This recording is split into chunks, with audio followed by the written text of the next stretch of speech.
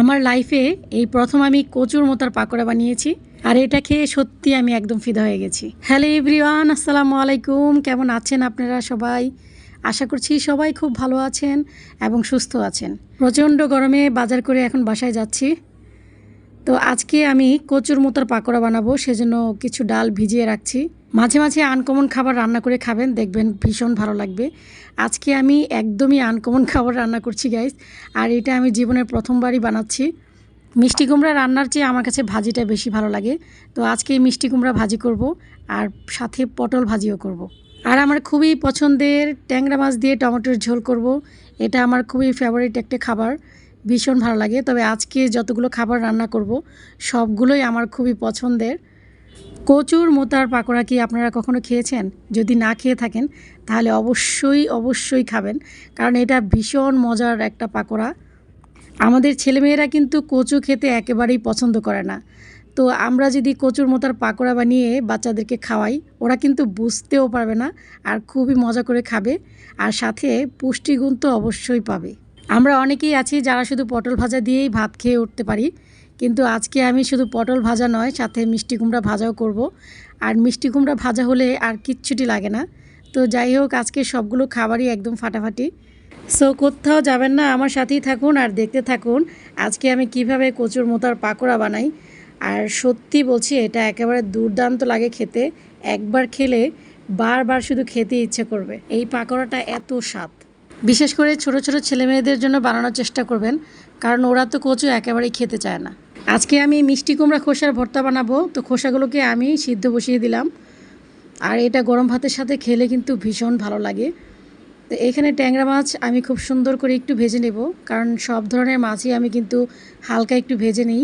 Frozen জলপাইগুলো আমি পানিতে একটু ভিজিয়ে রাখছি, কারণ এটা একেবারেই চুপসে গেছে। তো পানিতে ভিজিয়ে রাখলে একদম আগের মতো জলপাই হয়ে যায়। টমেটোর ঝোল খেতে ভীষণ ভালো লাগে, বিশেষ করে টক টমেটোর ঝোল খেতে কিন্তু অনেক ভালো লাগে। তবে এখন তো আপনার টমেটোর সিজন না, সেজন্য টক টমেটোটা আসলে খুঁজেও পাওয়া যায় না। আর সেজন্যই আমি কিন্তু ফ্রোজেন জলপাইটা ব্যবহার করছি। টমেটোর সাথে 2টা ফ্রোজেন জলপাই দিয়ে দিলে একেবারে ফাটাফাটি একটা রান্না হবে। এত দাম দিয়ে টমেটো কিনে নিয়ে আসছি শুধুমাত্র টমেটোর ঝোল খাওয়ার জন্য। এই তরকারিটা আসলে শুধুমাত্র ট্যাংরা মাছ, বাইং মাছ অথবা শিং মাছ দিয়ে রান্না করলেই খুব ভালো লাগে। আর প্রচুর টমেটো ব্যবহার করতে হয়। আমি কিন্তু এখানে প্রায় 1 কেজির মতো টমেটো ব্যবহার করছি। আর এই টমেটোগুলো একটু শক্ত থাকার কারণে কিন্তু আমি আলুর সাথে একবারই কষিয়ে নিচ্ছি, যাতে একটু নরম হয়ে যায়। আর সাথে 2টা ফ্রোজেন জলপাইও দিয়ে দিলাম। আজকে কিন্তু 3টা আইটেম করছি না, আজকে করছি 4টা আইটেম। আর 4টা আইটেম করতে গেলে কিন্তু অনেক সময়ের দরকার, তো আমি একদম ঝটপট করেই রান্না করছি। মাঝে মাঝে কিছু ভর্তা কিন্তু আমি তেল দিয়ে ভেজে তারপর বানাই, তবে আজকে খোসার ভর্তাটা একেবারে তেল ছাড়া বানাবো। আর এই ভর্তাটা এইভাবে বানালেই আমার কাছে অনেক বেশি ভালো লাগে। আমরা গাজীপুরবাসীরা কিন্তু অনেক ধরনের ভর্তা খাই, সো ভর্তা কিভাবে বানাতে হয় সেটা কিন্তু আমরা খুব ভালোভাবেই জানি। আর যেই ভর্তাগুলো আসলে তেল দিয়ে ভেজে বানাতে হয়, সেগুলো আমি তেল দিয়ে ভেজেই বানাই। মিষ্টি কুমড়া আর পটলগুলোকে আমি একটু ম্যারিনেট করে রেখে দিচ্ছি আগেভাগেই। তো এখানে আমি সামান্য একটু চিনি দিয়ে দিলাম, আর স্বাদ মতো লবণ, আর সব ধরনের মাংসের মশলা দিয়ে দিলাম। গরম ভাতের সাথে মিষ্টি কুমড়া ভাজা, পটল ভাজা খেতে কিন্তু দারুণ লাগে, তাই না?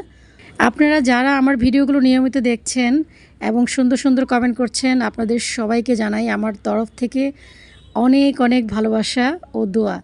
আপনারা সবসময় এইভাবে আমাকে সাপোর্ট দিয়ে যাবেন। আপনাদের সাপোর্ট আসলে আমার অনেক বেশি দরকার। আর আমার রান্নাবান্নাগুলো যদি আপনাদের ভালো লেগে থাকে তাহলে অবশ্যই আমাকে ফলো দিয়ে রাখবেন এবং লাইক, কমেন্ট, শেয়ার করে রাখবেন। খুবই অল্প আঁচ দিয়ে কিন্তু আমি মিষ্টি কুমড়া আর পটলগুলোকে ভেজে নেব। একদম হাই হিটে এগুলো ভাজলে আসলে উপর দিয়ে পুড়ে যায় আর ভিতরে কাঁচাই থেকে যায়। সেজন্য অল্প আঁচ দিয়ে এগুলো ভেজে নিলে কিন্তু খুব সুন্দরভাবে সিদ্ধ হয়, আর উপরে কালারটা অনেক সুন্দর আসে। ডাল বাটা দিয়ে কিন্তু আপনি যে কোনো ধরনের সবজির পাকোড়া করে খেতে পারেন, আসলে এটা দুর্দান্ত লাগে। আর সব ধরনের মশলা দিয়ে অবশ্যই পাকোড়া বানালে পাকোড়ার টেস্টটা অনেক ভালো আসে। কচুর মোতাগুলো কিন্তু আমি খুবই চিকন চিকন করে কুচিয়ে নিয়েছি, যাতে ডালের সাথে দিয়ে বড়া বানালে খুব তাড়াতাড়ি সিদ্ধ হয়ে যায়, আর এটা কিন্তু গলায় একেবারেই ধরবে না। আর আদা রসুন পেস্টটা কিন্তু আমি একটু বেশি করে দিয়েছি, যেহেতু এখানে কচু ব্যবহার করেছি সেজন্য। আপনারা চাইলে আরেকটু বেশি স্বাদের জন্য এখানে ম্যাগি মশলাটাও ব্যবহার করতে পারেন। আসলে রান্নাবান্নাটা হচ্ছে নিজের কাছে, আপনার যেভাবে ভালো লাগে সেভাবেই রান্না করে খাবেন। আর খুবই অল্প আঁচ দিয়ে কিন্তু আমি বড়াগুলো ভেজে নেব, যেহেতু সাথে কচু দিয়েছি সেজন্য অল্প আঁচ দিয়েই ভাজতে হবে। ভিতরে কাঁচা থাকলে আবার গলায় ধরতে পারে সেজন্য। আর আপনারা যদি মনে করেন যে এভাবে কাঁচা বানালে গলায় ধরতে পারে, তাহলে অবশ্যই একটু ভাপ দিয়ে পানিটা ফেলে তারপর বানাতে পারেন। কিন্তু আমি যে এইভাবে কাঁচা বানাচ্ছি আমার কিন্তু গলায় একেবারেই ধরবে না, এটা খেতে একদম দুর্দান্ত লাগে। আর এই খোসার ভর্তাটাও কিন্তু একদম দুর্দান্ত লাগে গরম ভাতের সাথে। তো আমার আজকের ভিডিওটি আপনাদের কাছে কেমন লেগেছে অবশ্যই কমেন্ট করে জানাবেন। আজ এই পর্যন্তই, ফিরে আসবো নতুন আরেকটি ছোট্ট ব্লগ নিয়ে। সেই পর্যন্ত সবাই ভালো থাকবেন, সুস্থ থাকবেন। আল্লাহ হাফেজ, আসসালামু আলাইকুম।